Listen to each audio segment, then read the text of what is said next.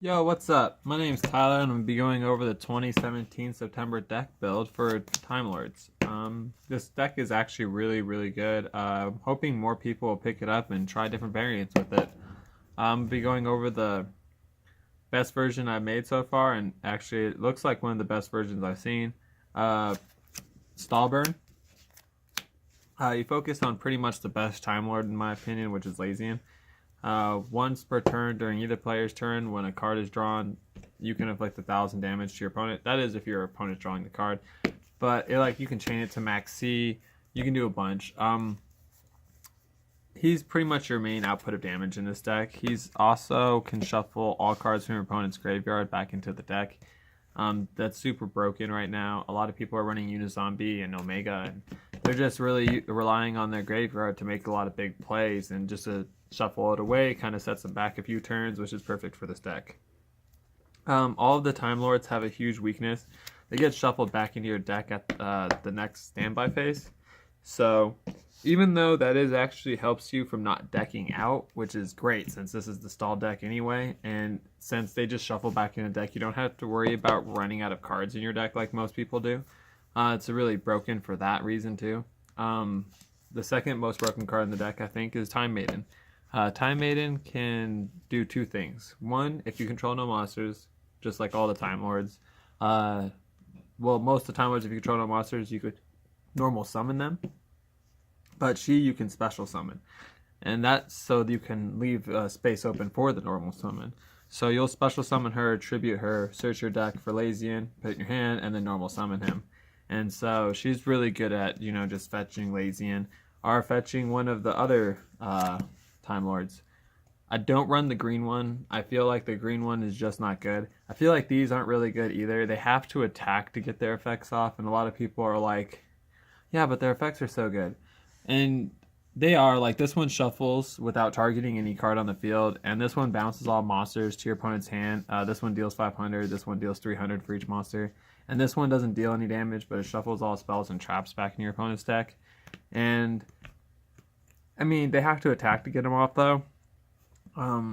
She's good at getting rid of Royal Decree, but I mean, in most cases, you want to be playing Lazian and not attacking, because you really just want to sit on him and keep burning for that 1,000, and using Time Maiden just to keep spamming him while you're running good control in the background.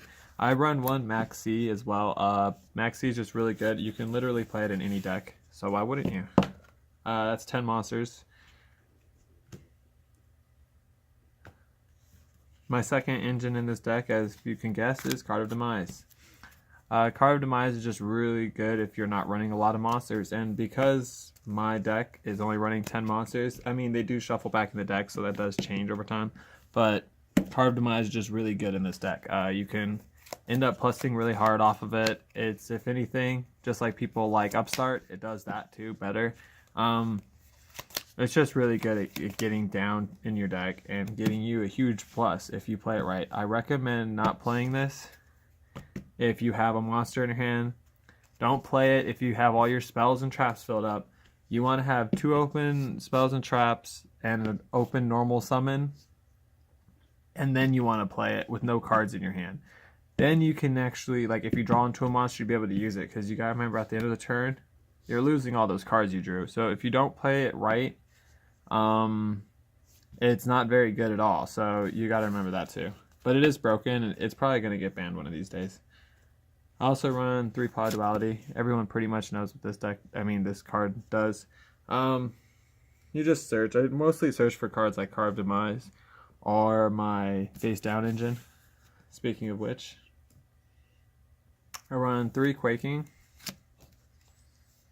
and 3 Floodgate. A lot of people, I don't think, realize how good this is, because they think that Link monsters are like storming the format, and Link monsters are kind of good, but they're not that good yet. And so right now these are actually a lot more potent. They effectively shut down XYZs and synchros horribly well, like, because right now they can only, because of Links, can only summon like 1. So you flip it face down, and bam, now they're stuck. They're like, okay, what do I do?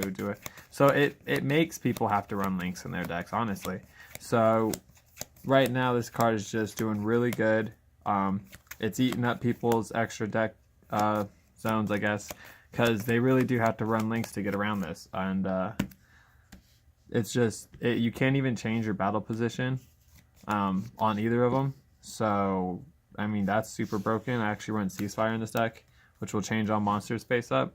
And sometimes people think that means they can change battle position, but they're still stuck in defense. I mean, they're face up, so I guess Zodiacs can do some more stuff when they're face up, but they are stuck in defense. And so that's why it's really good. They really have to get rid of their own monster just to do something. And right now, like Zodiacs, that deck just gets shut down. I run 3 Waboku and 3 Threatening Roar. This just makes the deck a lot more consistent. You can top deck this all day and usually survive a turn. It's pretty much what it is. It makes the deck consistent and it prevents OTKs. I don't like OTK decks. They're cool though. I mean, they're definitely cool, but I don't like getting bad hands. This deck will never give you a bad hand. It's pretty cool. 1 day apiece. Again, just like another freestyle. You want to play this and literally just not even do anything. Just like if you draw this, just play it and then turn. Seriously, because you take no battle damage and you don't want to commit to the board if you don't have to. So honestly, this is literally just if you draw it, you play it. If it's in your opening hand, you play it and you just don't do anything else. Really wish it was at 3 again. That probably never go 3. I'll probably get banned. I run 1 Heavy Storm Duster. Card's really good right now. I don't even attack, so I could run 3 honestly if I really needed to. But there's just no decks right now that are really reliant on spells and traps. Even my deck gets around spells and traps, as you can see, because most stuff can be played in response to them. So, I mean, except the Quakings and the Floodgates, but you want to kind of hide where you play those. But yeah, target up to 2 spell traps on the field, destroy them. Super broken. Can't battle phase that turn, but whatever. And I run 1 Mystical Space Typhoon. Another just really good card. Get field spells. I could run more spells and destruction, but at my area where I'm playing right now, most people just run a crap ton of monsters and they don't really run any back row. And I'm finding that more and more with more decks that I face. So really, you draw into that back row destruction and you lose because they're not even playing back row and they're already aggressive as hell because they're these huge ass monster decks that just keep, like, you know, the dinosaurs. And so you run into those and like, well, cool, you can maybe get rid of Lost World or something, but I mean, they're still going to attack you for probably game since you didn't top deck something else. So you probably want to run very little spell and trap removal actually right now in most games. That's also why this deck does well, but in your sideboard, you definitely want to beef it up. I run all of the destruction spells, roll removal, I guess. 2 Dark Hole, Raigeki, Torrential Tribute. They just destroy everything on the field. Like I said earlier, Time Lords can't be destroyed by card effects, so really they're just all Raigekis, and it's really good right now. A lot of people don't like to have to get over that much removal, especially since I main board Macros and Dimension Feature. People think this hurts me, you know, Time Maiden.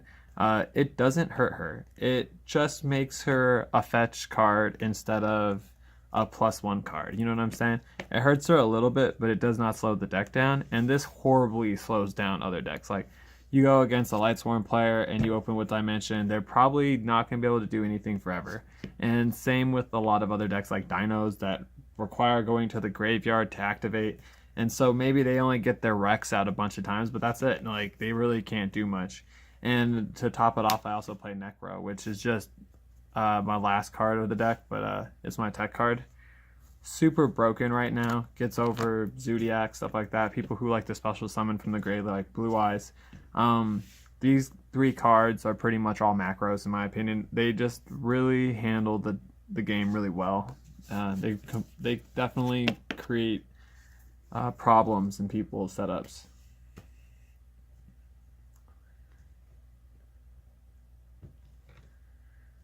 Alright, for my sideboard, I run 1 Twin Twister. I like this in cases where people are just sideboarding a bunch of Royal Decrees and stuff against me. Twin Twister is easy to get out. And I run Zaphian as well. I also run 1 in my sideboard just in case, like I said, someone's running a Royal Decree. Zaphian just gets out, and especially if they have Royal Decree on the field, makes it a whole bunch better, because then they can't even negate her attacking, which is going to send all their cards back into their deck, which is great. And that's why I just run one into my sideboard. I'll probably take out Camion, or I'll probably take out Matan. It just depends on the player for her. I actually won't really, maybe Max C, you know? I won't really take out any spells. I'll just fuck with the monsters for the monsters. I run 2 Imperial Iron Wall. Neither player can banish cards. This card's really good. It helps protect my Time Lords too. One of the only ways to get rid of my Time Lords is to either A, bounce them, or B, banish them. And when I play this card against decks that have banish capabilities like Zodiac and stuff like that, it makes their outs no longer outs, and it causes even more problems for the deck. It's really good against, like I said, Cosmos. I don't know if I said that, but Cosmos, they love banishing stuff. They're really prevalent. They're the other card of Demise deck. They're really good. Imperial Iron Wall is really good against them. I run a card most people I guess don't, but 3 Curse of Darkness. This card is so broken in my deck. Each time a spell card is activated, the controller of the spell card takes 1,000 points of damage. Super simple context, but it's very highly overlooked in my opinion. I'll take out Pot of Duality for it, and so that's 3 for 3. And Curse of Darkness just burns the crap out of people who are spell heavy. And I mean, they don't even realize it, but after they play 4 spells, they're down to 4,000. I'm running Lazy, and they're probably down to 2,000, 1,000. And I'm running back row stuff like Ceasefire, which will just end the game for them. And not to mention, when I side in Curse of Darkness, I also usually side in additional Secret Barrels. Secret Barrel has 2 uses in my sideboard. One, in matchups against normal monsters where Ceasefire is no longer good, I'll just take it out and put in Secret Barrel. Bam, fix it. They usually have a huge card advantage anyway. It hurts them just as much. And if I'm fighting an effect person who uses a lot of spells, I'm going to side in all this and leave Ceasefire in. Because honestly, with 2 Ceasefires, 2 Secret Burials, 3 Curses, and some Lazians, a deck that runs a lot of spells will instantly lose on turn 3, pretty much. They will really have a hard time getting over your plays. And for my last part of it, I run the 4 Kaijus, 1 of each, and the 2 Interrupted Kaiju Slumbers. So my deck already runs 4 destruction spells, but this pushes to 6 against decks that really need removal, like Link monsters. And you know, you wouldn't think it's good against Link, but in this deck it is, because Regeki and Dark Hole is really good against them. And Interrupted Kaiju Slumber, as long as you have Kaijus, is just another Dark Hole, so it's really good. And it's really good against the new Sleeper deck. That deck that's running around, it can just infinitely pop back row, as long as it has, I don't know, one of the spiral people equipped to it. You can just tribute it, give them a Kaiju, and then they have to go in from there. I even considered maybe running Prohibition for Quick Fix, but I don't know. The deck is just, I think Kaijus get over them pretty well. And yeah, I don't really run an extra deck. The reason why, I'll show you real quick. If Time Maiden's in your grave, right, say like last turn, and I'm going to normal summon Lazy in this turn. So now I want to also use her effect, so I'm going to activate her, I'm going to banish her. And I get a special summon 1 from my deck, whatever. Say I do that. Do some weird shenanigan attacks and then try to go into an XYZ. I've seen a lot of people try to do this, but you can't. Her effect kind of prevents you from going into XYZs, because the only way this deck could do it is if you were to normal summon and then activate for the special summon. Then bam, 2 level 10s. And you think that would have an XYZ, but her last effect is you cannot special summon other monsters during the turn you activate this effect. So just like a Pot of Duality or any other card, she just really says no. You can get out of your graveyard, but you're not going to go into another special summon like an XYZ. So running them is honestly useless, and trying to make a deck based around running them like that is extremely useless, because these guys don't shine in the XYZ categories. Level 10s honestly aren't even that good.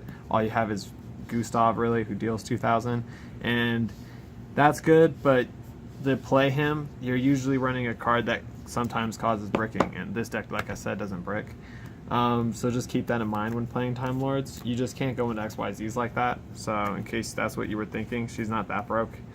I really wish she was like that though. I'd have a lot faster games. But yeah, if you guys have any questions or comments or any ideas to make the deck better, let me know in the comments below. I really like this deck build. I think it's doing really well right now. I'd like to see if anybody else has made any competitive Time Lord decks. I think I saw one with Creature Swap a while ago, and I thought it was cute, but I don't think it's effective.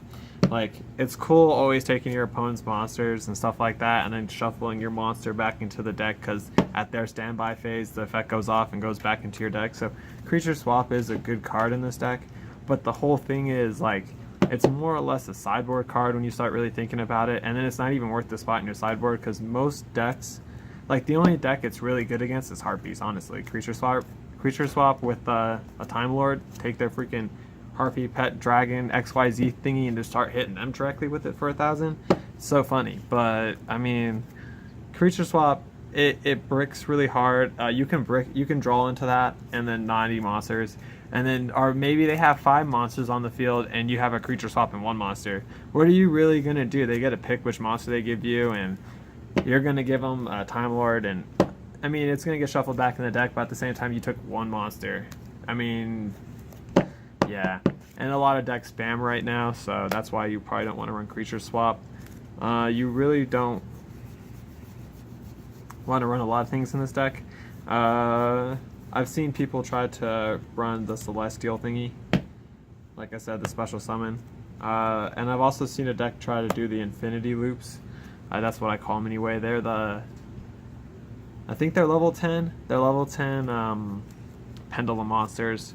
I'm not sure. But they look like Infinity Loops. And they're good for pushing out these guys too. But you don't really want to push them out like that. And I think that's where people forget. And they're not Pendulum monsters, so why would you want to run them that way? Because they don't go into the Pendulum zone. So it's not like you can keep special summoning every turn. Yeah, I don't know. I've been looking for a long time on ways to make this deck better, but I mean, right now it's very competitive. It's definitely tier 1.